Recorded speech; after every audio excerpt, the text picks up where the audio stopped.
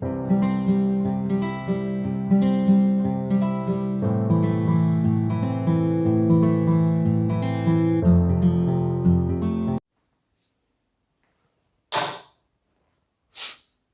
दोस्तों, स्वागत है आप सभी का हाई अचीवर्स ऑनलाइन क्लासेस के लर्निंग प्लेटफॉर्म पे।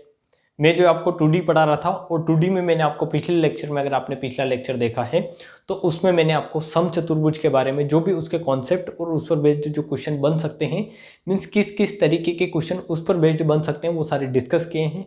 और मैं आपको एक सीक्वेंस में लेकर चल रहा हूँ कि 2D में पहले मैंने आपको स्क्वायर और रेक्टेंगल पर बेस्ड क्वेश्चन करवाए हैं, फिर आपने समांतर चतुर्भुज मीन्स पैरेललोग्राम पढ़ा है और उस पर बेस्ड क्वेश्चन किए हैं, और फिर मैंने आपको लास्ट क्लास में रोम्बस, और अब जो है आपको इसका जो लास्ट पोर्शन बचता है मीन्स आपके चतुर्भुज का लास्ट पोर्शन जो है वो क्या है, आपका ट्रिपेजियम है। मीन्स यहाँ पर समलंब चतुर्भुज है, इसको पढ़ना है, इस पर बेस्ड क्वेश्चन करेंगे, अच्छे अच्छे क्वेश्चन देखेंगे, उनको समझेंगे। तो मैं आपको पहले इन क्वेश्चन को करने के लिए, वैसे तो ज्योमेट्री में मैंने इसकी सारी थ्योरी, ज्योमेट्री में मैंने जो इसकी सारी जो थ्योरी है वो आपको क्लियर करवाई है कि इसमें इसका एरिया कैसे आता है, किस तरीके से एरिया निकालते हैं, सारी चीज़ें वहाँ पर क्लियर कर दी थी। ठीक है, तो एक बार मैं पॉइंट वाइज आपको बता देता हूँ कि किस तरीके से आप इसमें एरिया वगैरह निकालते हैं, उसके फॉर्मूलाज क्या होते हैं वो देख लें। ठीक है, ताकि आपको चीज़ें माइंड में क्लियर रहे कि हाँ इस तरीके की चीज़ें होती है, अगर मैं डायरेक्ट लगाऊँ तो आप उसको समझ पाएँ।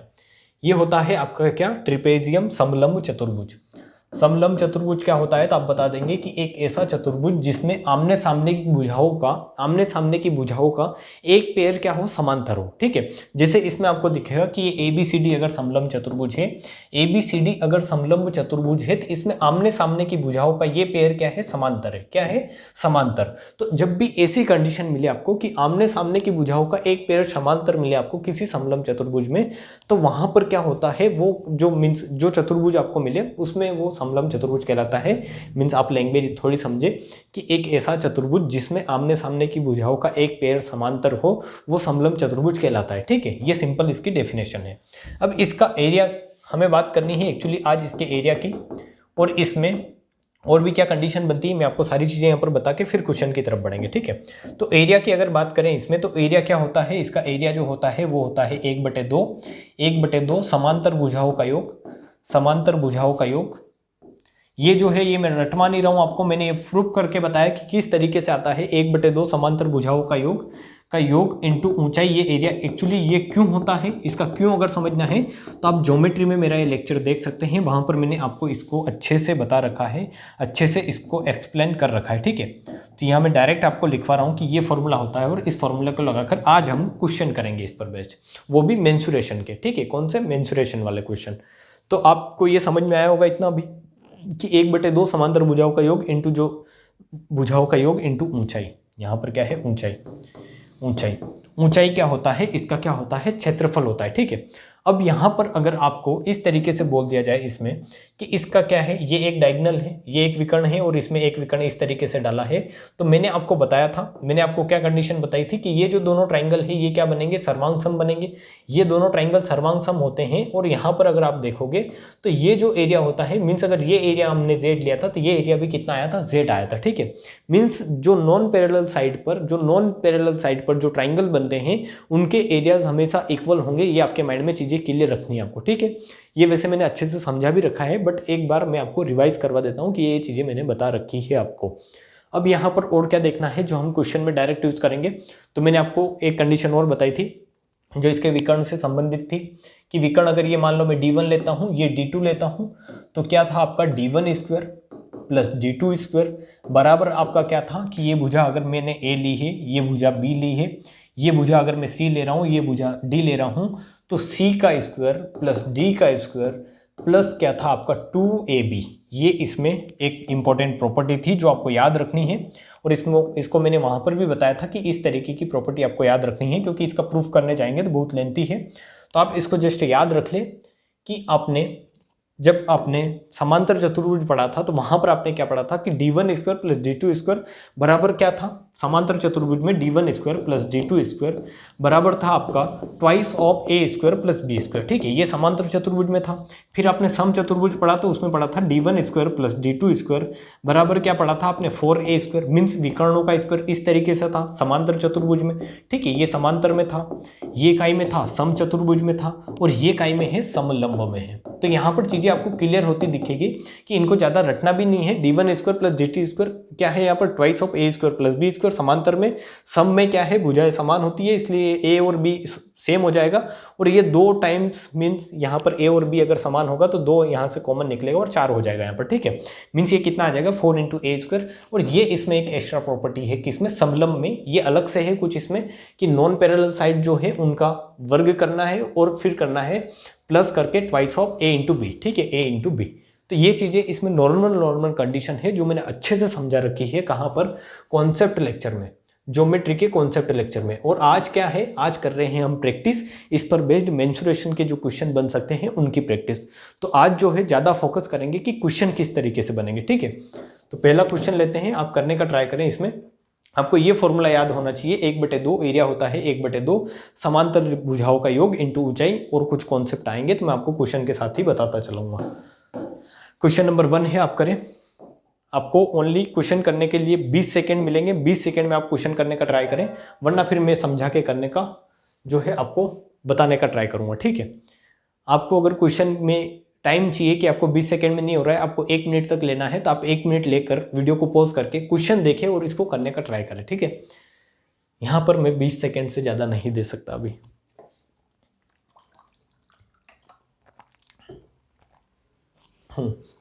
क्या बोल रखा है आपको क्वेश्चन नंबर 1 में कि किसी समलंब चतुर्भुज, यहां पर बात काय की कर रहे हैं हम, समलंब चतुर्भुज के सारे क्वेश्चन समलंब चतुर्भुज के हैं। जैसा मैंने आपको step by step means topic by topic पढ़ाया है कि जैसे पहले स्क्वायर रेक्टेंगल, फिर आपने ट्रिपेजियम मींस पैरेललोग्राम के क्वेश्चन किए तो उसमें पैरेललोग्राम ही था, फिर आपके रोम्बस के क्वेश्चन किए तो उसमें पूरा रोम्बस था। इसी तरीके से आप ट्रिपेजियम पढ़ रहे हैं तो इसमें सारे ही क्वेश्चन जो है वो काय के हैं, ट्रिपेजियम के ही है। ठीक है, तो क्वेश्चन नंबर 1 बोल रहा है कि किसी समलंब चतुर्भुज की समांतर भुजाओं का अनुपात, ये एक समलंब चतुर्भुज है, मान लो इस तरीके से बना लेते हैं। तो इसमें बोल रहा है कि समांतर भुजाओं का अनुपात, तो समांतर भुजाएं ये दोनों होगी। ठीक है, ABCD अगर एक समलंब चतुर्भुज है तो इसमें ये जो होगा AB और ये CD क्या होगी, समांतर भुजाएं होंगी, और इनका अनुपात दे रखा है 3:2। उनके बीच की दूरी 15 सेंटीमीटर आपको दे रखी है, मीन्स इनके बीच की ये जो दूरी है ये कितनी दे रखी है, 15 सेंटीमीटर। अनुपात दे रखा है 3:2, मीन्स अगर ये 3 है तो ये कितनी है, 2 है। फिर आपको बोल रखा है कि यदि समलंब चतुर्भुज का क्षेत्रफल आपको 450 सेंटीमीटर स्क्वायर है तब समांतर भुजाओं का योग ज्ञात करें। मीन्स आपको इन दोनों भुजाओं का योग निकालना है। मैं मान लेता हूं कि ये 3x है और ये कितनी है, 2x है। ठीक है, वैसे मानने की जरूरत है नहीं, बट 1 मिनट के लिए समझ ले कि ये 3x है और ये कितनी है, 2x है। तो यहाँ पर आपको अनुपात दे रखा था कि समांतर भुजाओं का अनुपात 3:2 है, तो आपने मान लिया कि ये भुजा 3x है, ये भुजा 2x है। आपको इनके बीच की दूरी दे रखी है 15, तो आप क्या लगाएंगे यहाँ पर, जब एरिया अगर दे रखा है तो एरिया का फॉर्मूला लगाएंगे। तो एरिया 450 बराबर क्या आएगा, 1/2 समांतर भुजाओं का योग। तो समांतर भुजाओं का योग क्या होगा, आपने फॉर्मूला पढ़ा है, डायरेक्ट में लगा रहा हूं यहाँ पर। फॉर्मूला क्या होता है एरिया निकालने का, 1/2 समांतर भुजाओं का योग इंटू ऊंचाई, 1/2 समांतर भुजाओं का योग इंटू ऊंचाई। ठीक है, तो सिंपल कंडीशन है, 1/2 समांतर भुजाओं का योग करेंगे, 3 और 2 कितना होगा, 5x, इंटू ऊंचाई करेंगे तो ऊंचाई कितनी दे रखी है, 15। ठीक है, ऊंचाई कितनी दे रखी है, 15। तो यहां से इसको सोल्व करेंगे तो 15 या 45 मीन्स 30, 30 दूनी 60, और इसको अगर काटेंगे आप तो 6 पंजे 30 होगा एक्चुअली, और ये x बराबर कितना आएगा आपका, 12 आएगा। x बराबर कितना आएगा, 12। इक्वेशन आप सोल्व कर सकते हैं, जहां तक मेरे को उम्मीद है ये इक्वेशन आपको सोल्व करने में कोई दिक्कत नहीं होगी। 15 या 45, आपका यहाँ पर 30 बचा है, 5 से मैंने 30 काटा, 6 बार गया है, और 6 दूनी 12। ठीक है, x बराबर 12 आया। अब आपको बताना है कि समांतर भुजाओं का योग बताना है, तो इन दोनों का योग करेंगे, 3 और 2 5, x आएगा, x की वैल्यू 12 आई है, वो यहाँ पर रख दे, तो 12 पंजे कितना आ जाएगा आपका, 60। ठीक है, कितना आ जाएगा आंसर, 60। तो एक ही लाइन का ये क्या था, क्वेश्चन था, एक ही लाइन का ये क्वेश्चन था, एक ही लाइन में आपका क्वेश्चन जो है सोल्व हो जाना है। ठीक है, तो बहुत ही बेसिक क्वेश्चन था ये, अच्छे क्वेश्चन भी आप मीन्स बहुत ही अच्छे क्वालिटी के क्वेश्चन भी मैं लाया हूं। तो ये एक बेसिक क्वेश्चन से शुरुआत इसलिए की है कि एग्जाम में हर तरीके के क्वेश्चन आते हैं, आप अच्छे लेवल के क्वेश्चन भी देखोगे और ऐसे क्वेश्चन भी देखोगे जो एक ही लाइन में हो जा रहे होंगे। ठीक है, क्वेश्चन नंबर 2 पर चलेंगे, तब आपको मजा आएगा। ये करें आप, यू हैव 30 सेकेंड। इस क्वेश्चन के लिए मैं आपको 30 सेकेंड देता हूं ताकि आप पढ़ तो ले ही सही इसको अच्छे से और समझ ले, फिर करेंगे। मैं आपको अच्छे से इसको करवाने का ट्राई करूंगा। क्या दे रखा है कि एक समद्वि बहु समलंब का क्षेत्रफल आपको दे रखा है। क्षेत्रफल अगर दे रखा है तो आपके माइंड में चलना चाहिए कि क्षेत्रफल में क्या होता है, 1/2 समांतर भुजाओं का योग इंटू ऊंचाई होता है इकाई में समलंब चतुर्भुज में। ठीक है, तो क्षेत्रफल दे रखा है, फिर आपको दे रखा है कि उसकी ऊंचाई समांतर भुजाओं के योग का 2/11 गुना है। मीन्स ऐसी कंडीशन आपको दे रखी है कि इसकी जो ऊंचाई है वो क्या है, समांतर भुजाओं के योग का 2/11 है, 2/11 है। फिर आपको दे रखा है कि यदि समांतर भुजाओं की लंबाई का अनुपात 4:7 है तो विकर्ण की लंबाई क्या होगी, ये आपको निकालनी है। ठीक है, बहुत ही अच्छा क्वेश्चन है और बहुत ही अच्छे लेवल का क्वेश्चन भी है कि अगर आप कोई एसएससी का अच्छा एग्जाम देंगे तो वहीं पर ये क्वेश्चन पूछा जाएगा, वरना कोई स्टेट लेवल के एग्जाम में ऐसे क्वेश्चन आने के चांसेस 0% है। ठीक है, क्योंकि ये ऐसा ही लल्लू पल्लू क्वेश्चन है नहीं, तो इसको आप समझने का ट्राई करें। अगर आप पढ़ रहे हैं तो अच्छे से इसको समझें, आपको समझ में आएगा। आपको अगर समझ में आएगा तो आपकी एक अंडरस्टैंडिंग डेवलप्ड होगी और आपको पता चलेगा कि अच्छे लेवल के क्वेश्चन आते हैं तो किस तरीके से करते हैं। ठीक है, उनको तो आपको क्या दे रखा है कि एक समद्वि बाहु समलंब का क्षेत्रफल दे रखा है, क्षेत्रफल आप निकाल लेंगे। बट पहले आप और चीजें देखें कि इसमें और क्या क्या दे रखा है। तो उसकी ऊंचाई इसकी समांतर भुजाओं के योग का 2/11 है। ठीक है, यदि समांतर भुजाओं की लंबाई का अनुपात, मीन समांतर भुजाओं की लंबाई का अनुपात आपको 4:7 दे रखा है, तो ये दोनों अगर समांतर भुजाएं हैं तो इनकी लंबाई का अनुपात 4:7 का मतलब क्या है कि अगर ये 4x है तो ये कितनी है, 7x है। ये अगर 4x है तो ये कितनी है, ऐसे होगा, सॉरी, ये अगर 7x है तो ये कितनी है, 4x है, क्योंकि नीचे क्या होगी, बड़ी साइड होगी और ऊपर क्या होगी, साइड जो होगी वो छोटी होगी, जैसे आपको दिख भी रही है। ठीक है, तो ये 7x है, ये 4x है, आपको ऐसा दे रखा है। तो विकर्ण की लंबाई निकालनी है, उसके पहले आप यहाँ पर निकालें कि ऊंचाई क्या आएगी। ऊंचाई आपको दे रखी है 2/11, मीन्स इनके समांतर भुजाओं के योग का 2/11। तो ऊंचाई कैसे निकालेंगे, तो यहां से ऊंचाई आप निकाल लेंगे। ऊंचाई आप क्यों निकाल रहे हैं, क्योंकि आपको क्षेत्रफल निकालने के लिए क्या चाहिए, 1/2 समांतर भुजाओं का योग इंटू ऊंचाई चाहिए। तो आपने समांतर भुजाएं निकाल ली, 7x 4x आ गई। ऊंचाई कैसे निकालेंगे, तो ऊंचाई है समांतर भुजाओं के योग का, तो योग करेंगे तो कितना आएगा, 11x का 2/11 है। ठीक है, ऐसा आपको दे रखा है क्वेश्चन में कि इनकी जो समांतर भुजाओं का योग जो है उसका क्या है, 2/11 है इसकी ऊंचाई। ये लाइन अच्छे से पढ़े आप तो आपको समझ में आ जाएगा कि इसकी ऊंचाई समांतर भुजाओं के योग का 2/11 है। तो समांतर भुजाओं का योग किया, 11x आया, उसका 2/11 करेंगे तो 11 से 11 कैंसिल आउट हो जाएगा, मीन्स 2x क्या आ जाएगी, इसकी ऊंचाई। तो आपके सामने सब है, समांतर भुजाएं हैं, उसके बीच की ऊंचाई है, तो आपको जो है क्षेत्रफल का क्या लगाना है, सिंपल फॉर्मूला। तो यहां से आप करेंगे कि क्षेत्रफल क्या आएगा, 176 बराबर 1/2 इंटू क्या करेंगे, समांतर भुजाओं का योग 11x आएगा, इंटू उनके बीच की ऊंचाई कितनी है, तो वो निकाल लिया आपने 2x, तो यहाँ से 2 से 2 कट जाएगा। 11 से 176 काटेंगे तो 11 एकम 11 और 11 छंग 66 आएगा आपका, और 1 से इंटू एक्स कितना हो जाएगा, x स्क्वायर, मीन्स x की वैल्यू आपके पास कितनी आ गई, 4 आ गई। ठीक है, x की वैल्यू आपने निकाल ली यहाँ से 4। अब इससे x की वैल्यू से आप ये साइड निकाल लेंगे कि ये 4 चौक 16 हो जाएगी और ये कितनी हो जाएगी, 7 चौक 28। ठीक है, ये कितनी हो जाएगी, 7 चौक 28। तो ये तो इस क्वेश्चन का आधा सॉल्यूशन आपने किया कि जो आपको रेशो वगैरह दे रखा था, जो आपको रिलेशन दे रखा था, उससे आपने क्या निकाल ली, भुजाएं निकाल ली। अब एक्चुअली इसमें निकालना क्या है, विकर्ण की लंबाई निकालनी है। तो विकर्ण की लंबाई के लिए आपको लॉजिक पता है, नहीं है तो आप समझने का ट्राई करें कि विकर्ण की लंबाई कैसे निकालेंगे। विकर्ण की लंबाई जब भी आपको पूछी जाए इस तरीके से, दो समांतर भुजाएं देकर आपको किसी भी समलंब चतुर्भुज में दो समांतर भुजाएं देकर अगर विकर्ण की लंबाई पूछी जाए, तो जो मैं यहाँ पर अभी प्रोसेस करने वाला हूँ इसी तरीके से करना है और इसी तरीके से निकालना है आपको। ठीक है, तभी आपका क्वेश्चन जल्दी सोल्व होगा, इजी तरीके से उसको सोल्व कर पाएंगे। कि यहाँ पर आपको निकालना है एक्चुअली ये तो या तो ये विकर्ण डीबी निकाले और या ये वाला विकर्ण आप निकाले। ठीक है, तो कोई सा भी एक विकर्ण निकाले, विकर्ण की लंबाई आपको निकालनी है यहाँ पर। तो कैसे निकालेंगे, आप देखें कि आपको यहाँ पर विकर्ण निकालना है तो आप क्या करेंगे, यहाँ से एक इस तरीके से एक परपेंडिकुलर लाइन खींचेंगे, यहाँ से इस तरीके से एक परपेंडिकुलर लाइन खींचेंगे। ये मैंने क्यों खींची है तो आपको अभी थोड़ी देर में समझ में आएगा कि एक्चुअली ऐसा क्यों किया है। तो आप यहाँ देखें, आपको सारा कुछ समझ में आएगा कि एक्चुअली अगर ये दोनों परपेंडिकुलर लाइन खींची है आपने इस तरीके से स्ट्रेट एकदम लंब, तो ये अगर आपकी लंबाई कितनी है 16 है, ये आपको पता है कि इनके बीच की ऊंचाई कितनी थी, ऊंचाई थी 2x, x की वैल्यू कितनी आई है, x की वैल्यू आई है आपकी 4, तो ये कितना हो जाएगा 8 हो जाएगा। ठीक है, तो ऊंचाई आपने निकाल ली। अगर ये भुजा आपको पता चल जाए, ये भुजा अगर आपको पता चल जाए पूरी, तो यहाँ पर इसमें क्या लगा देंगे आप, यहाँ पर इसमें लगा देंगे आप पाइथागोरस थ्योरम, क्योंकि ये क्या बन जाएगा, आपने एक परपेंडिकुलर डाला है तो यहाँ पर राइट एंगल ट्राइंगल बन जाएगा। ठीक है, राइट एंगल ट्राइंगल बनाने के लिए मैंने यहाँ पर क्या किया है, इस तरीके से लंब डाला है। तो ये लंब डाला है और ये भी लंब क्यों डाला है, तो यहाँ पर आपको एक्चुअली ये भुजा भी निकालनी है। ये भुजा तो आपको पता है कि ये पूरी कितनी है 28 है, पूरी कितनी है 28 से, आपको ये पता है कि पूरी 28 है।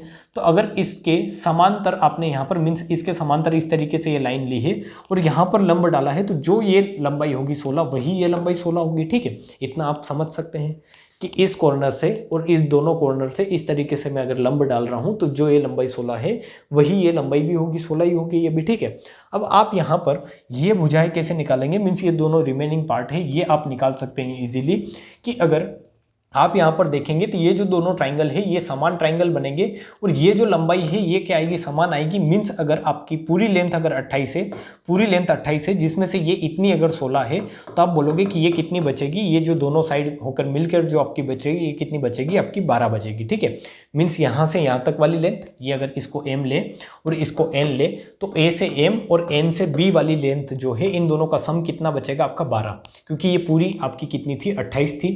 इस तरीके से आपने लंब डाले तो ये 16 थी, तो ये नीचे वाले भी 16 आ गई।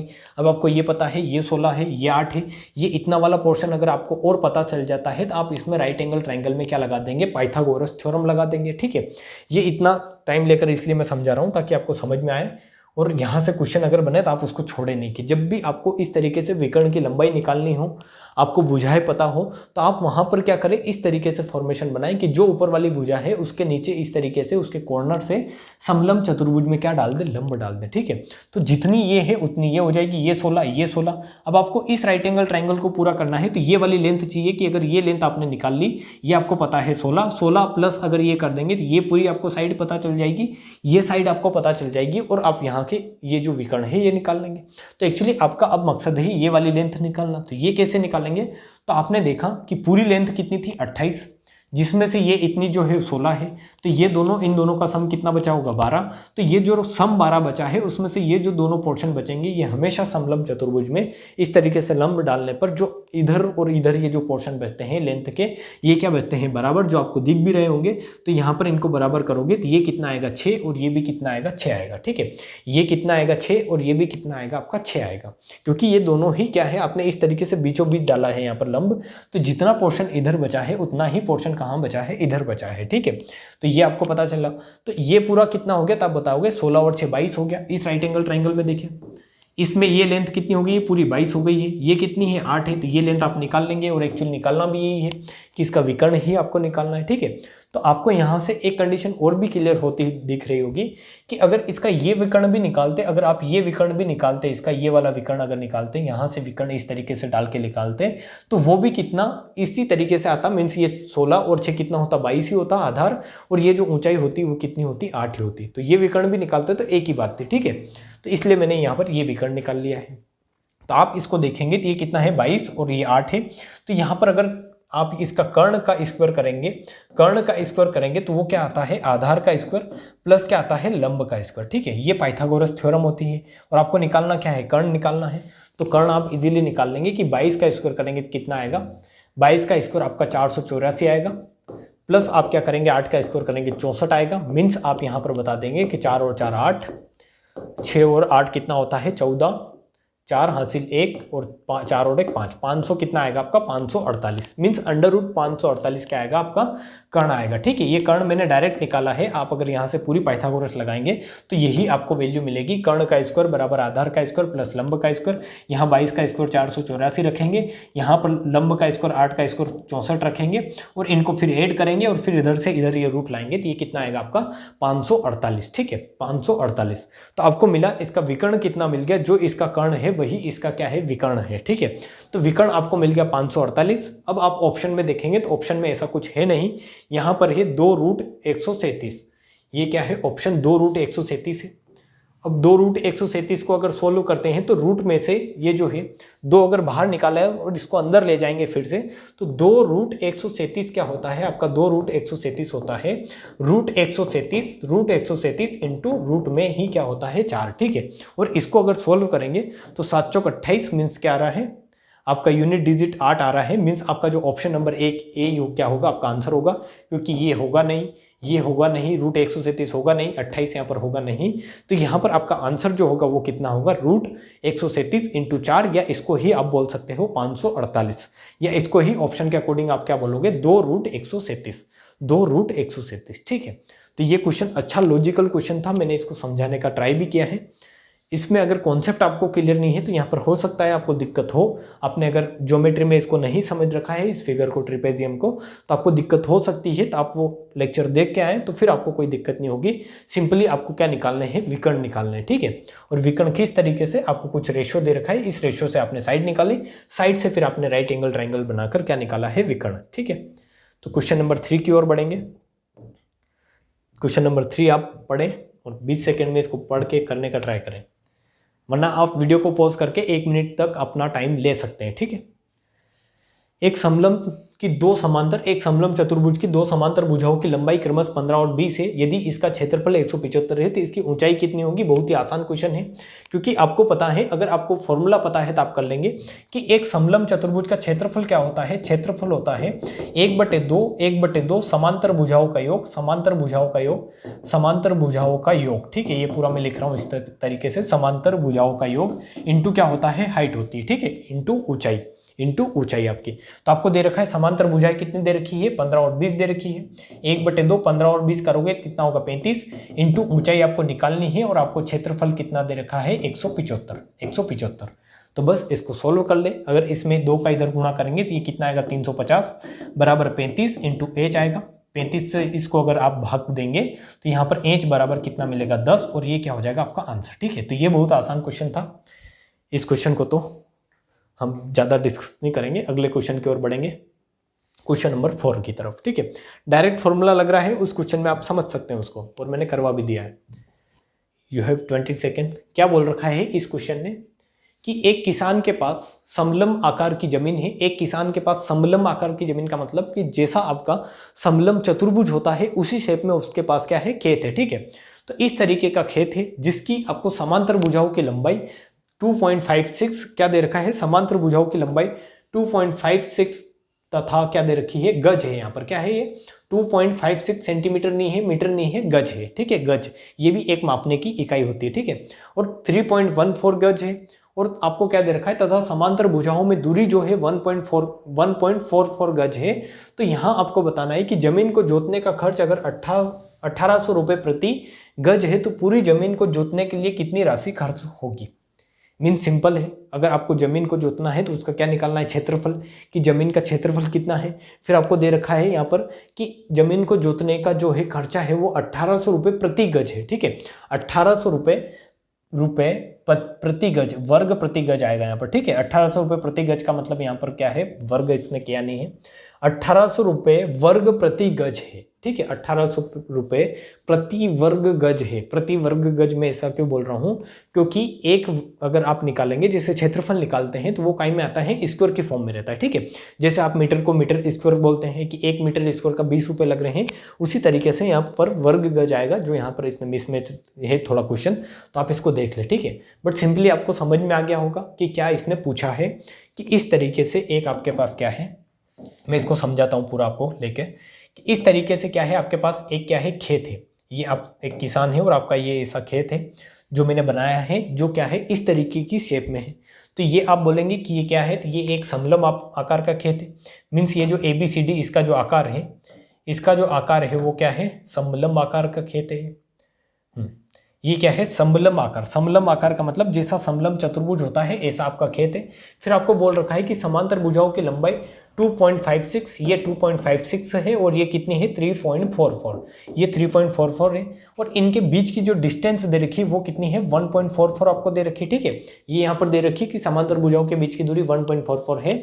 तो जमीन जोतने का खर्चा तो बाद में अपन करेंगे, पहले आप इसका क्षेत्रफल निकाल लो कि पूरी जमीन है कितनी। ठीक है, पूरी जमीन कितनी है तो आप निकालोगे कि इसका क्षेत्रफल आएगा 1/2 समांतर भुजाओं का योग, तो वो करोगे तो 3 और 2 5, 3 और 2 5, और ये कितना हो रहा है पूरा 1 बन रहा है 0.44 और 0.56 पूरा 1 बनाएगा तो ये कितना आएगा 6 आएगा। ठीक है, 6 इंटू कितना हो जाएगा 1.44, ये क्या आएगा पूरा इसका क्षेत्रफल। इसको अगर और सॉल्व करोगे तो 3 इंटू 1.44 इसका क्या आएगा क्षेत्रफल। ये किसका क्षेत्रफल आया है, पूरे खेत का क्षेत्रफल। अब पूरे खेत का क्षेत्रफल क्यों निकाला, क्योंकि आपको यहाँ पर दे रखा है कि खर्चा जो है जमीन जोतने का खर्चा 1800 रुपये प्रति गज है, मीन्स 1800 रुपये प्रति वर्ग गज है। मीन्स एक वर्ग गज जैसे 1 मीटर स्क्वायर को जोतने का आपका 1800 लगता है, उसी तरीके से यहाँ इस गज को आप मीटर से रिप्लेस करते चीजें आसान हो जाएगी। ठीक है, समझने में। तो यहाँ पर अगर इसको मीटर से रिप्लेस करते हैं तो 1800 रुपये प्रति मीटर स्क्वायर क्या है आपका खेत को जोतने का खर्चा है। तो एक्चुअली टोटल जो खेत है वो कितना है, इतना मीटर स्क्वायर है। ठीक है, 3 इंटू 1.44 मीटर स्क्वायर पूरा क्षेत्रफल है। अगर 1 मीटर स्क्वायर को जोतने का खर्च, 1 मीटर स्क्वायर को जोतने का खर्च आपका 1800 रुपये है, तो टोटल इतने को जोतने का खर्च कितना आएगा, तो आप बोलेंगे कि इसमें 1800 का गुणा कर दो। तो यहाँ पर आप क्या करेंगे 1800 को मल्टीप्लाई, तो यहाँ पर ये जो 2 जीरो है इससे ये जो 2 पॉइंट है ये क्या हो जाएगी आपकी डिलीट हो जाएगी, हट जाएगी। क्योंकि अगर ये जो है ये 100, जैसे आप यहाँ पर ये 18 इंटू अगर 100 करेंगे तो इस 100 का गुणा इस 1.44 में करेंगे तो ये कितना हो जाएगा 1 मीन्स 144 हो जाएगा। ठीक है, जैसे 1.44 इंटू अगर मैं 100 करूंगा तो यहाँ पर ये जो 2 जीरो है ये इस पॉइंट को रिप्लेस कर देगी, मीन्स हटा देगी, तो यहाँ पर ये कितना आ जाएगा 144 आ जाएगा। ठीक है, 144, तो ये 144 आ गया आपका। यहाँ से कितना बचा 18 बचा, और यहाँ से कितना बचा 3 बचा।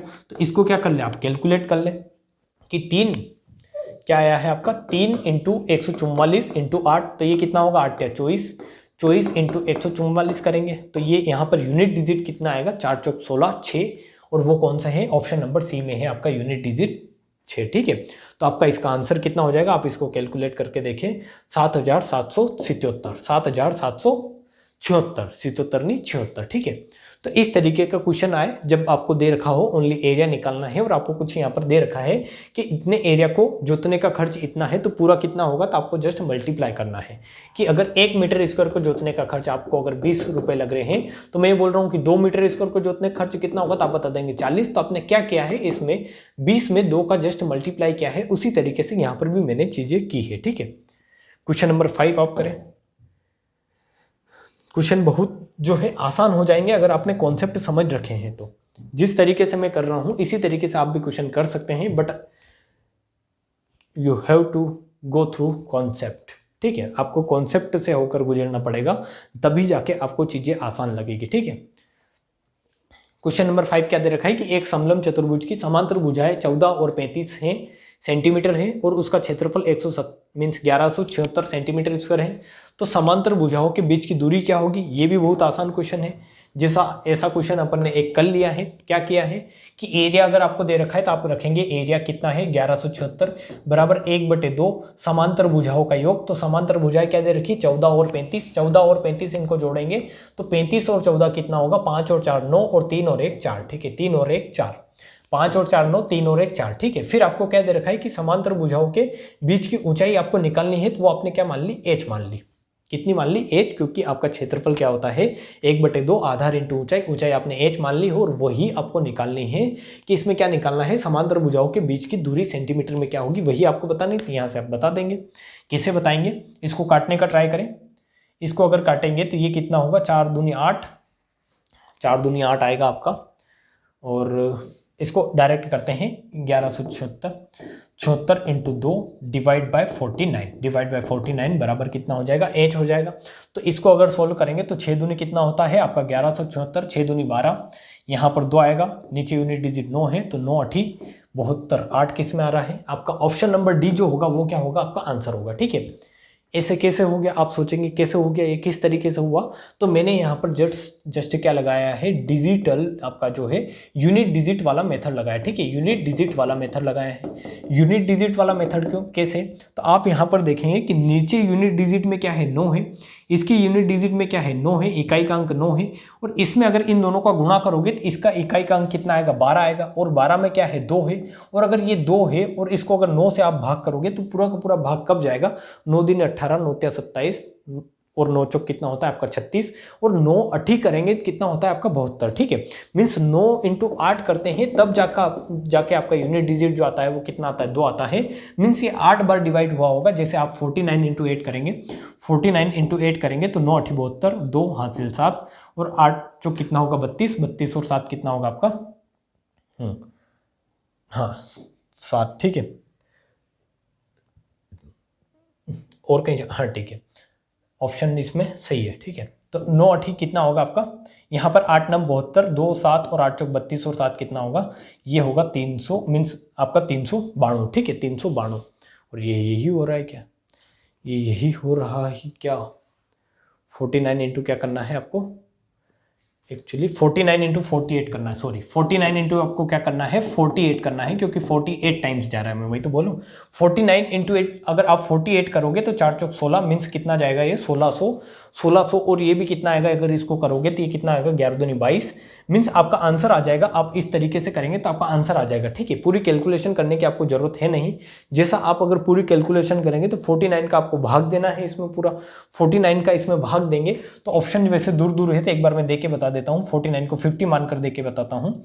तो इसका अगर इसमें करेंगे तो ये कितना होगा 6 दून 12, 1 7 दून 14 और 15, हासिल है 1, और 11 दून 22 और 1 23, 2300 कितना आ रहा है 52, और इसमें आपको किसका भाग देना है, इसमें आपको भाग देना है 49 का। तो 1 मिनट के लिए, क्योंकि ऑप्शन बहुत दूर दूर है, एक है 72, एक है 96, एक है 24, एक है 48, ठीक है, बहुत दूर दूर है।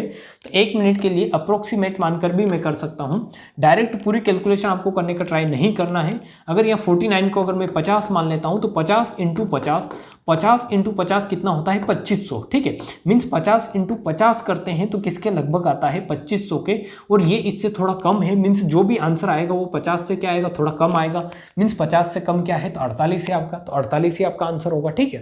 तो ये बहुत बेसिक चीजें हैं कि या तो आप यूनिट डिजिट से करें या फिर आप कैसे करें, अप्रोक्सीमेट कुछ लगा कर करें। अगर ऑप्शन दूर दूर है तो अप्रोक्सीमेट लगा ले, वरना यूनिट डिजिट लगा ले कि ये अगर 12 है, जिसे 12 में यहाँ पर आप 2 है और ऊपर नीचे 9 है, तो यहाँ पर किस तरीके से 9 का भाग दें कि आपका इसका 9 का कितने टाइम गुणा करने पर कितना आए 2 आए। तो 9 का अगर 8 बार गुणा करोगे तो 72 होता है, और इसमें 2 होता है, तो एक ही ऑप्शन में यूनिट डिजिट कितना मिल रहा है आपको 8 मिल रहा है, ठीक है। तो ये यूनिट डिजिट का कॉन्सेप्ट है, कभी इस पर अलग से ही क्लास लेकर इसको समझेंगे। और अभी आप कैलकुलेशन आपको जितना अच्छा जिस तरीके से आप कैलकुलेशन करें कर सकते हैं, बट कॉन्सेप्ट मैंने बता दिया है।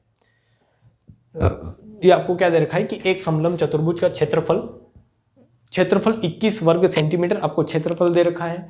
समांतर भुजाओं के बीच की दूरी 3 सेंटीमीटर आपको दे रखी है। समांतर भुजाओं में से एक की लंबाई आपको दे रखी है और दूसरे की लंबाई निकालनी है। तो बहुत आसान क्वेश्चन है, ये भी हो जाएगा। क्या दे रखा है कि आपको क्षेत्रफल 21 दे रखा है, 1/2 समांतर भुजाओं का योग होता है, तो एक दे रखी है आपको 8.3, दूसरी आप मान ले कि x है और उनके बीच की दूरी 3 दे रखी है। 3 7 21, 7 दूनी 14, 14 - 8.3 आपको करना है, बराबर क्या आ जाएगा x आ जाएगा, ठीक है, बराबर क्या आ जाएगा x। तो अगर 14 में से 8 घटाते हैं तो कितना बचता है आपका 6, और मतलब 5.7 आपका क्या होगा यहाँ पर आंसर, ठीक है। आंसर कहाँ है इसके, ये रहा option number D. Option number D क्या हो जाएगा आपका आंसर। यहाँ पर इसको जस्ट माइनस करना है, आई थिंक आप माइनस कर सकते हैं। 14 में से 8 घटाएंगे 6 में से एक बार और 0.3 आप माइनस कर दें तो 5.7 आपका क्या आ जाएगा, आंसर आ जाएगा, ठीक है, x बराबर 5.7। तो ये बहुत आसान क्वेश्चन था। क्वेश्चन को जल्दी इसी तरीके से करना है, तभी आपका एग्जाम में कुछ होने वाला है, वरना नहीं होगा फिर कुछ। ये क्या दे रखा है, क्या बोला है, करने का ट्राई करें। कुछ क्वेश्चन इसी मतलब इजी है, आसान है, बहुत आसान है, और कुछ क्वेश्चन आपको दिखेंगे कि कुछ क्वेश्चन अच्छे लेवल के भी है, ठीक है। ABCD एक समलंब चतुर्भुज है जहां AB और CD क्या है, समांतर हैं। AB बराबर 4, BC बराबर 5, CD बराबर 6, AD बराबर 10। तो आपको निकालना है, क्या निकालना है आपको, यहाँ पर डायरेक्ट प्रॉपर्टी लगेगी, आपको निकालना है क्या, एक बार देखिए, डायग्राम बना के बताता हूँ, तब आसान से इजीली आपको समझ में आ जाएगा क्या निकालना है। ये है AB, ये है BC, और ये आपको क्या दे रखा है, AB बराबर दे रखा है आपका 4, BC बराबर 5 दे रखा है, सी डी बराबर 6 दे रखा है, ए डी बराबर 10 दे रखा है। अगर इनके विकर्ण ड्रॉ करोगे तो इस तरीके से विकर्ण आएंगे और वही विकर्ण का स्क्वायर का सम निकालना है आपको, ठीक है। एसी का स्क्वायर निकालना है आपको, क्या निकालना है, एसी स्क्वायर प्लस आपको निकालना है बी डी स्क्वायर। ये दोनों चीजें आपको काउंट करनी है कि ये क्या आएगा, मीन्स विकर्ण के स्क्वायर का सम क्या आएगा ये आपको बताना है, ठीक है। विकर्ण के वर्गों का योग आपको बताना है। तो इसका डायरेक्ट प्रॉपर्टी है, डायरेक्ट इसका सॉल्यूशन हो जाएगा। किस तरीके से, यहां पर आए आप, यहां पर मैंने आपको बताया है कि जब भी आपके पास समलम चतुर्भुज है और समलम चतुर्भुज में विकर्ण की बात चल रही हो, समलम चतुर्भुज में अगर विकर्ण की बात चल रही हो तो वहां पर क्या होता है, d1 square plus d2 square बराबर c स्क्वायर और d स्क्वायर, ये क्या है, नॉन पैरेलल साइड पर बने हुई भुजाओं का क्या है, वर्गों का योग है। c square plus d square plus twice of ab, means ये ab क्या है, पैरेलल साइड का क्या है, दोनों समांतर भुजाओं का क्या है, गुणनफल है, ठीक है।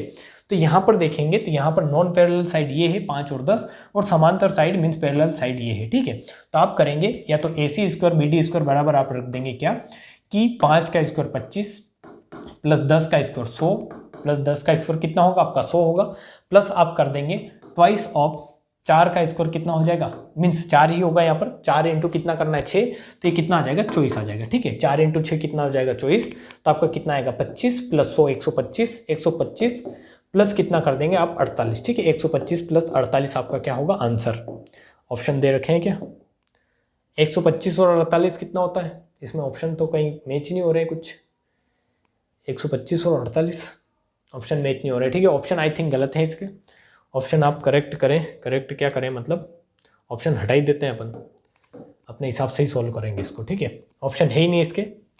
अब यहाँ पर आए फिर से, आप फिर से देखें क्या है, मैंने क्या किया है, मैंने जस्ट ये लगाया है कि d1 स्क्वायर, वरना आप बोलोगे भैया क्या कर दिया मैंने, d1 square plus d2 square बराबर क्या होता है, बराबर होता है c square plus D square, और सी स्क्वायर डी स्क्वायर क्या है, तो सी स्क्वायर डी स्क्वायर सिंपल है नॉन पैरेलल साइड के वर्गों का योग, ठीक है। ये 5 और 10 क्या है, नॉन पैरेलल साइड है, इनके वर्गों का योग है, plus twice of parallel side का मल्टीपल, ठीक है। 4 इंटू 6 करना है आपको, तो ये क्या था, a इंटू बी था, ये मैंने आपको वहां पर बताया है। यहाँ पर सी स्क्वायर करेंगे तो कितना है, 5 का स्क्वायर 25, डी स्क्वायर करेंगे तो 10 का स्क्वायर 100, 125, प्लस अगर twice of a into B करेंगे 6 चौक 24 और 24 दूनी कितना होता है 48, इनको आप जोड़ ले और आप आंसर निकाल सकते हैं। 8 5 13 की 3, 4 और 2 6 और 1 कितना होगा 7, और ये आ जाएगा आपका 173 क्या आ जाएगा इसका आंसर, ठीक है।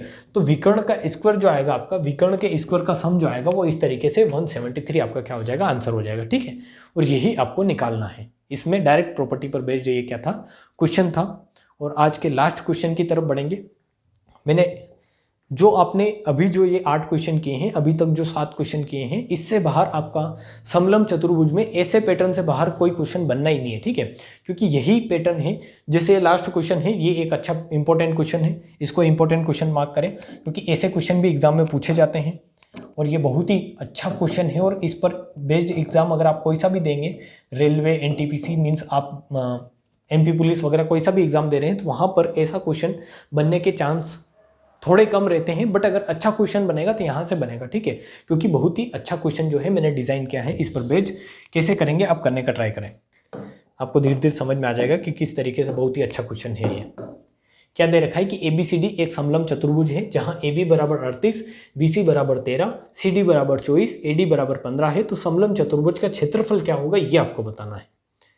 जब भी इस तरीके का क्वेश्चन आए कि आपको किसी समलम चतुर्भुज की चारों साइड दे दी जाए, अब आपको समलम चतुर्भुज का क्षेत्रफल निकालने के लिए एक्चुअली क्या चाहिए, 2 समांतर भुजाएं चाहिए और उनके बीच का क्या चाहिए, क्षेत्रफल।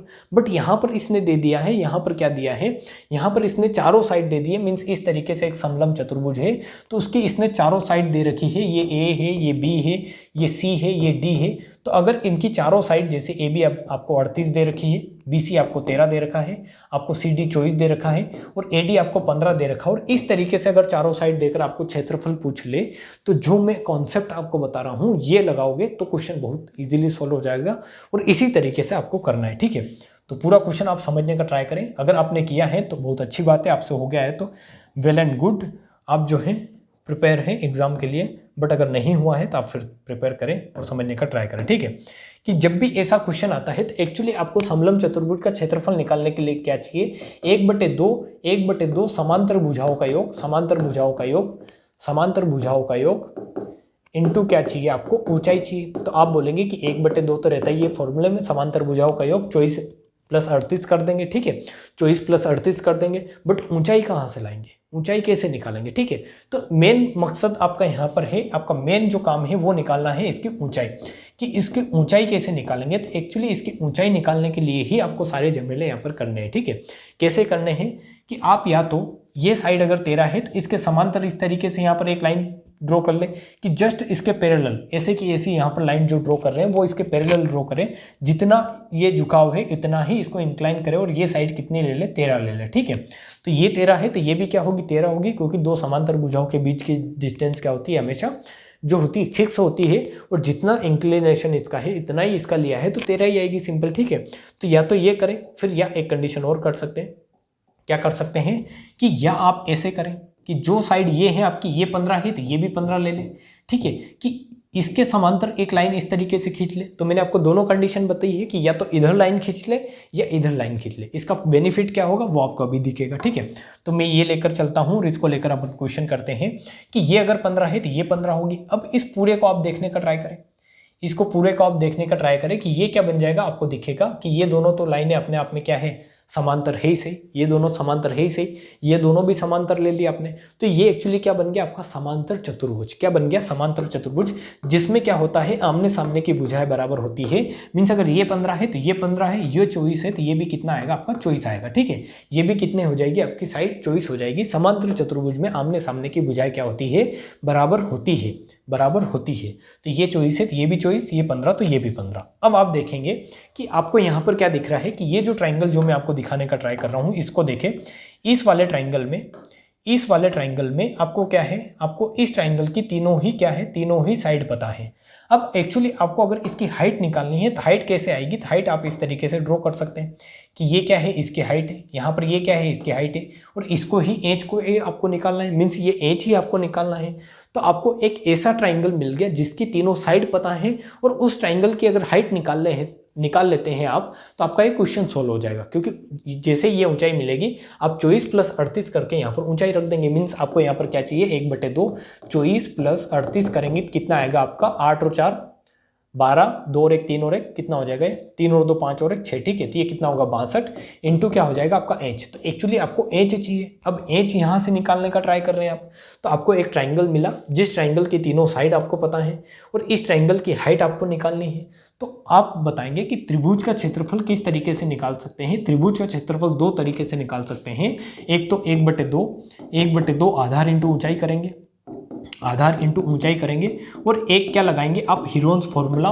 वो क्या होता है, तो वो होता है S minus A, S minus B, S minus C. मैंने हीरोन्स फॉर्मूला क्यों लगाया, तो आपको यहाँ पर मिलेगा, क्या मिलेगा कि इस ट्राइंगल की तीनों साइड आपको पता है, तो आप इस तरीके से एरिया निकाल लेंगे, ठीक है। फिर आप देखेंगे कि ये अगर 24 है तो ये कितना बचेगा, इस ट्राइंगल का जो बेस है ये कितना बचेगा। अगर ये P लेता हूं तो P से B तक की लेंथ कितनी बचेगी, पूरी 38 थी, जिसमें से ये 24 है तो ये कितनी बचेगी आपकी 12, ठीक है। 12 और 24 कितना हो जाएगा, पूरा 38 हो जाएगा, ठीक है। तो आपको आधार पता है, 1/2 फॉर्मूले में है, ऊंचाई आपको निकालनी है, तो आप यहाँ पर क्या करेंगे, 1/2 इंटू 12 इंटू एच करेंगे, बराबर क्या रख देंगे आप, इसके बराबर क्षेत्रफल रख देंगे। और यहाँ से ये क्षेत्रफल आप इजीली निकाल सकते हैं। कैसे, हीरोन्स फॉर्मूला से। कैसे निकालेंगे, तो इस ट्राइंगल का क्षेत्रफल निकालें।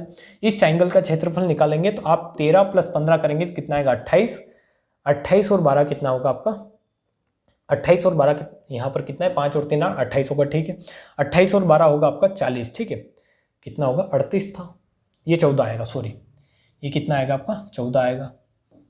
वही बोल रहा हूँ, कुछ ना कुछ मिस्टेक कर रहे हैं अपन, क्योंकि ये 24 है, 24 और अगर 14 करेंगे तो कितना होगा आपका, 38 होगा, ठीक है। तो ये जो इसका बेस है ये कितना होगा आपका, इसका बेस हो जाएगा 14। यहाँ पर बेस कितना होगा, 14। अब इनको जोड़े, ये कितना होगा आपका 28, 28 और 14 करेंगे तो कितना होगा 42, और 42 आपका क्या है, तीनों भुजाओं का योग। और एक्चुअली एस क्या होता है, एस बराबर होता है a + b + c / 2, ठीक है। ये होता है अर्ध परिमाप एस। तो एस में आपको चाहिए a + b + c, वो आपका 42 आया है, बटे 2 करेंगे तो कितना आएगा आपका 21। मीन्स एस की वैल्यू 21 आई। तो आप यहाँ पर रखेंगे कि 21 इंटू एस माइनस ए, कुछ भी ले ले, 21 - 14 करेंगे तो कितना आएगा आपका 7, इंटू 21 - 13 करेंगे तो कितना आएगा आपका 8 आएगा, इंटू 21 - 15 करेंगे तो कितना आएगा आपका, कितना आएगा 6 आएगा, ठीक है। कितना आएगा, 6 आएगा। सीक्वेंस से था सारी चीज़ें, तो आपकी जल्दी हो गई यहाँ पर, ठीक है। तो एस आपको मिला कितना 41 मीन्स 21, और 21 से आपने यहाँ पर क्या निकाल लिया, इसका क्षेत्रफल निकाल लिया। मीन्स इस हीरोन्स फॉर्मूला से आप यहाँ क्षेत्रफल निकाल लेंगे कैसे, कि क्षेत्रफल आपका आएगा 21 × 7। तो यहाँ पर भी क्या है, 21 में 7 × 3 है, 7 × 3 है, तो यहाँ पर भी 7 है, यहाँ पर भी 7 है, एक 7 बाहर आ जाएगा। यहाँ से 3 बचा था और इस 6 में से एक 3 ले लेंगे तो यहाँ से एक 3 बाहर आ जाएगा। फिर यहाँ से एक 2 बचा है और 2 × 8 करेंगे तो 16, और 16 का एक 4 बाहर आ जाएगा।